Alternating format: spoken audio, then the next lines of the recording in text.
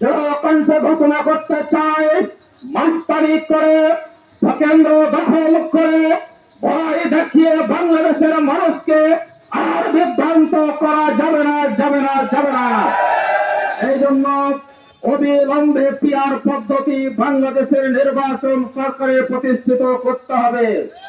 সামনে দুর্নীতি মুক্ত, চাঁদাবাজ মুক্ত বাংলাদেশ গঠন করার জন্য বাংলাদেশ জামাত ইসলামীকে দাঁড়িপাল্লা প্রতীকে ভোট দেওয়ার জন্য এদেশের মুসলিম, হিন্দু, খ্রিস্টান, বৌদ্ধ, পুরুষ, নারী সকলকে ঐক্যবদ্ধ হওয়ার উদাত্ত আহ্বান জানিয়ে সকলকে মিছিলে আসার জন্য কৃতজ্ঞতা প্রকাশ করে ধন্যবাদ জানিয়ে আমার বক্তব্য এখানে শেষ করলাম।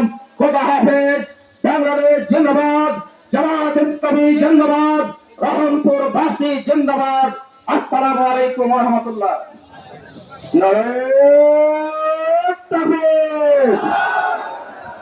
এই মুহূর্তে দরকার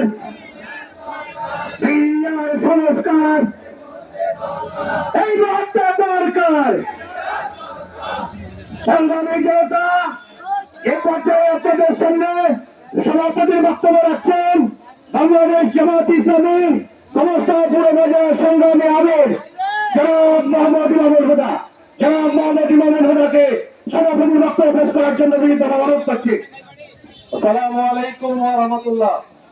সম্মানিত রহনপুরবাসী, সংগ্রামী তৌহিদি জনতা, 1971 সালে বাংলাদেশ স্বাধীন হওয়ার পরে একটি বৈষম্য মুক্ত বাংলাদেশ হওয়ার কথা ছিল, কিন্তু যারা এই ক্ষমতায় গিয়েছে লুটপাট করে এই বাংলাদেশকে দুর্নীতিবাজ বাংলাদেশে পরিণত করেছে।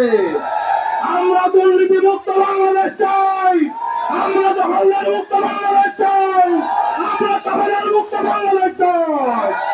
এই বাংলাদেশ গড়তে আগামী জাতীয় সংসদ নির্বাচনে দাঁড়িপাল্লা প্রতীকে সবার ভোট চেয়ে আজকের এই সমাবেশ এখানে সমাপ্ত ঘোষণা করছি। সুবহানাকাল্লাহুম্মা ওয়া বিহামদিক।